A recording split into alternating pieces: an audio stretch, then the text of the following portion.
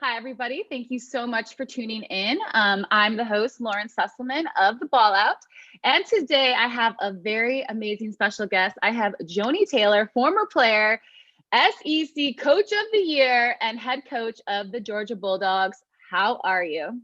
I am good, Lauren. We just got finished practicing. And so I'm in my hotel room in San Antonio, get ready to play in 2 days. So just excited to be in the NCAA tournament and ready to go. So I'm fired up.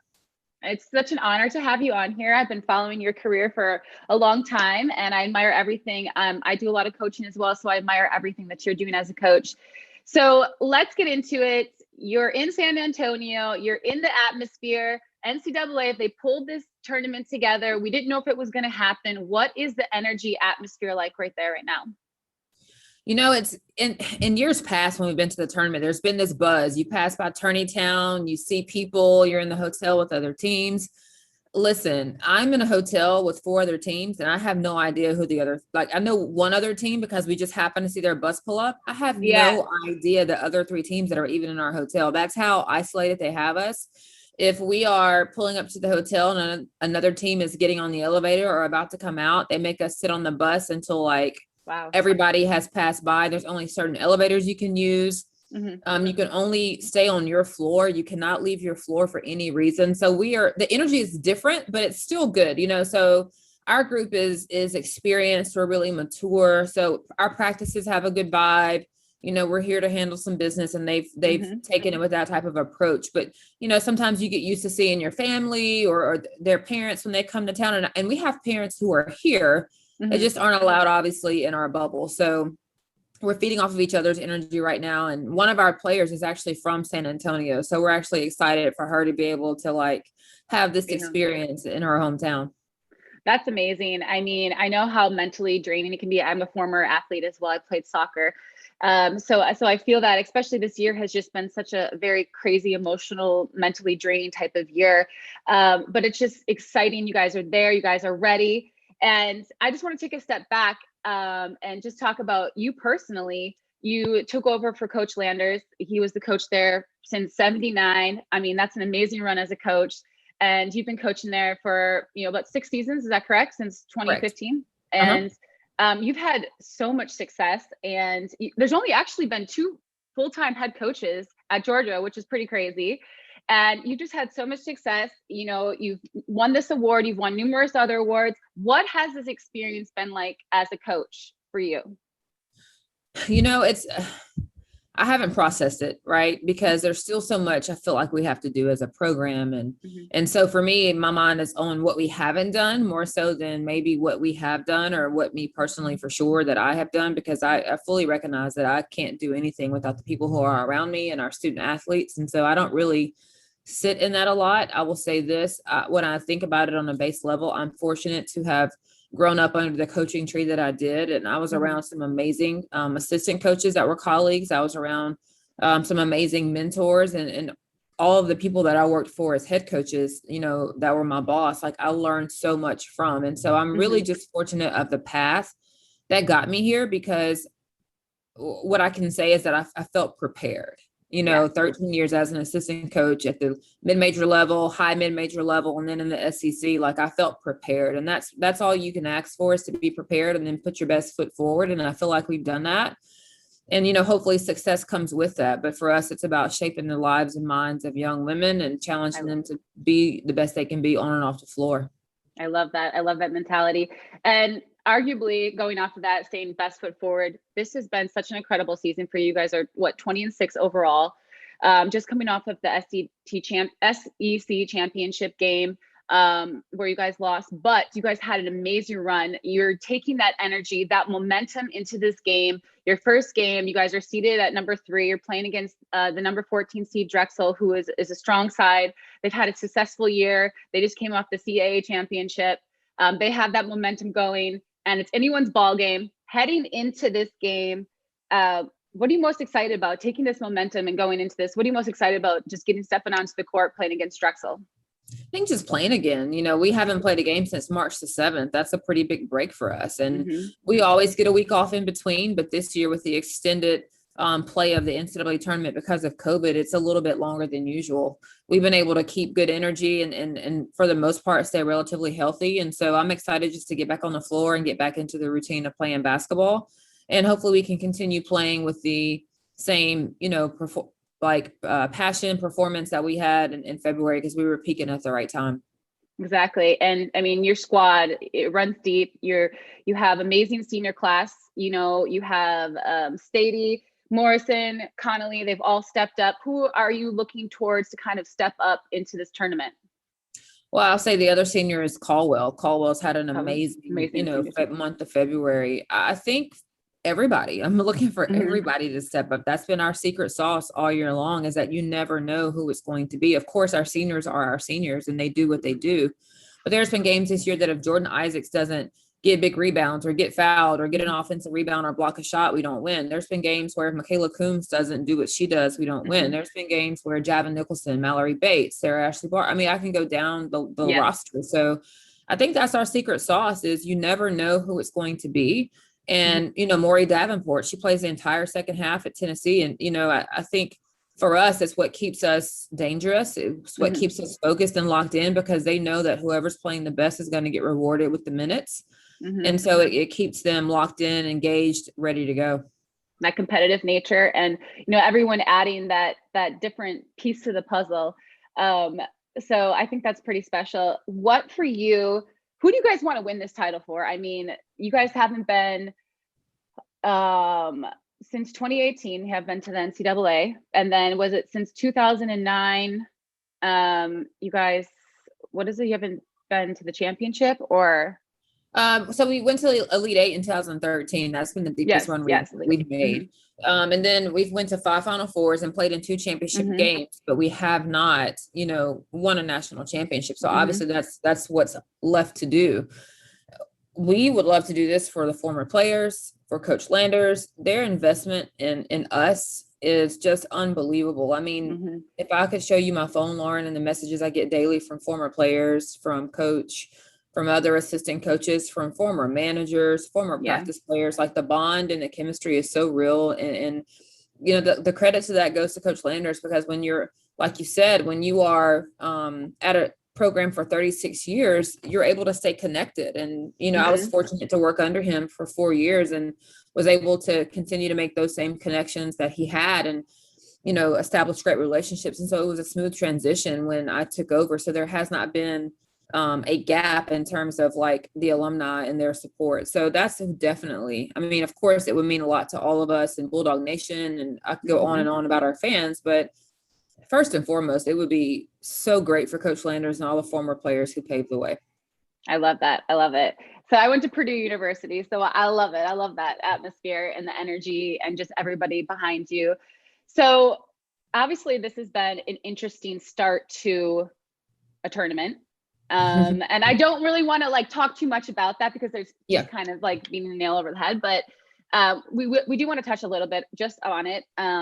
So as a player, it's very easy to get sucked into what's going on, especially since we want to use our voice and our platforms for good. We went through a similar situation with the World Cup and our fight for the turf. And a lot of that came to head right before we were about to step onto the field, and we kind of had a no phone policy stepping onto that just to focus. How are you reeling your players in and just getting them mentally focused, and just kind of like, it's hard because it's the issue we all want to talk about, and we want to say something about, but we're here to focus. And how are you getting your players mentally prepared? No, I think that's a great question. We actually had a meeting today, and so we operate in full transparency. And so as things were starting to happen, we talked about it. We talked about the meals that some of our, colleagues and some of the other teams were having to eat. I mean, we are fortunate that we are not in that situation. It was just a luck of the draw of the hotel that we got. We're in a really nice hotel that doesn't have as many teams. And so this hotel was able to be flexible with our menu options. They sent us the same menu choices as some other hotels, but we were like, no, like we can't. That's not acceptable. And because there's not a lot of us here, they said, okay. The other hotel has 22 teams in it. And so they weren't able to make accommodations because it's so many teams are having to service. And the NCAA has a contract with that hotel, so you can't outsource your food from anywhere else. I think there are a few restaurants that they gave us a list of that we could order from. And so, you know, I told our team, like, let's make sure we operate with the sense of understanding of what this means, right? It is not equitable at all. So we need to acknowledge that, but we also need to also acknowledge where we dodged a bullet. And, you know, I know you may be tired of eating steak and salmon and chicken and broccoli and mashed potatoes, but it's not a chicken salad sandwich. And so just also finding the gratitude in that. But I think the biggest thing is we talk about using our voice and using it in the right way, but what is the action behind it for us? You know, yes, we can retweet something and we can post something, but what is the action behind it? And for us, that action is going out and putting a great product on the floor. Exactly. And that's what we can do. And so we had a conversation about it on the bus the other day. And then this morning, actually before practice, we sat down and we have 90 minutes and the clock started and we used the first 5 of that 90 to discuss just this. Let's get it out there. Air any concerns, questions you have about things you've seen, things that I've said, things that anybody has posted that you want to address or speak to. And then let's go about the business of why we came to San Antonio. Exactly. To compete for a national championship. And then as after we finish that, then figure out what is the action behind what you saw take place here. It is not right. It is not okay. But what is the action? What are we going to do? Not what we're going to say, but what it is we're going to do. Exactly. And I love that. And I mean, you as coaches, you know, we saw Coach Daly talk, you know, have her release. You had your say. Great message. Yeah. Loved it. Just read it. It was amazing. And there's already been action behind it. So it has served its purpose of, well, we still have a lot of work to do, but you guys did get the weight room. And I know that you spoke about that as well before about, hey, we're not going to get that till the Sweet 16 and stuff like that. But either here nor there, I think it's brought to light a lot of things that people didn't realize. I think I get on the daily, people are like, why are you always talking about this? Why are you always complaining about this and the equality and the disparity and all this stuff? I was like, because you guys don't understand. Right. I don't think people actually understand the magnitude and the level that it's at. And so for this to kind of come to fruition and it just, you know, everybody's talking about it, all the NBA guys, it's just being retweeted everywhere, going viral. I think people are starting to realize like, wow, this is really what women have to work with, you know, and, you know, with the pay talk and everything. I mean, we could talk about that for days, but segueing into my next question, what would you like the fans or the people that kind of have seen this come to light? What would you like? What's a message that you want to send to them and that what they can take away from this and how they can put some action behind things as well? Go buy season tickets. Exactly. You know, put your money where your mouth is. Support women's sports, not just basketball, support women's sports. It is a beautiful product that women put on the floor when they compete and play together. So go buy season tickets to basketball, to gymnastics, to soccer, to softball, to whatever that is, you know. Help us. That's what we need. The reason why it is the way it is because the money is going to the men. Like people buy football season tickets, people buy men's basketball season tickets, whether they're good, bad, great. Go buy. Put your money where your mouth is. You know, write a check and send a donation to the foundation of a women's program at a local university or your alumni. That's what they can do to help us. Yeah, I mean, I think those are all great things, and you know, I echo all those things constantly on my platform. And so thank you guys for all that you have done as players, as coaches, to kind of just bring everything to light. And I think it's pretty special to see the power. Yes, there's the negative side of social media, but the positive power of social media is how female athletes have really come together this past year. You know, COVID has really given us the time to sit back and reflect on a lot of different things. And it's really, really special to see everything just come together and everyone just kind of having each other's backs. And I think that's really helped us all in our own fields. And so I have one more question for you. And for you as a former player and as a coach, and I ask everybody to interview this because I think it's really important for the youth that are listening. What advice or things you want the youth as they look up to you to take away from everything that aspire to be in your shoes one day? Right. A few things. First of all, like sports and academics go together. You can't have one without the other. So get your education and do it well. I say all the time, who you are one place is who you are everywhere. You can't turn it on and off. So be the same person everywhere you go, because that's a habit and that's how you're going to represent yourself and live your life. The second thing I would say is surround yourself with people who have as much to lose as you do.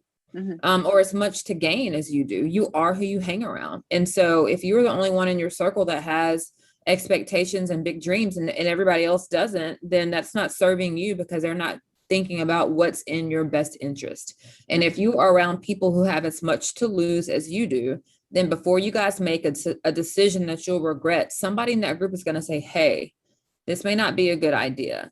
Or maybe we should study instead of going to hang out or going to this party or whatever it is. So just put yourself around people who have as much to gain or lose as you do, and also who have been where you're trying to go. That's the beauty of it. You can, with social media now, even if it's not anybody in your family or in your hometown or your immediate circle, you can look on social media and find so many people who came from the same background that you did. I'm from Mississippi. Oprah Winfrey was a role model of mine from the moment I knew her name. Same thing, Robin Roberts. I've, been fortunate to meet both of them. But when I was little and saw them, I was like, there it is. Exactly. I'm not going to be a commentator and I'm not going to be the best, interviewer in the country, but I can get out of Mississippi.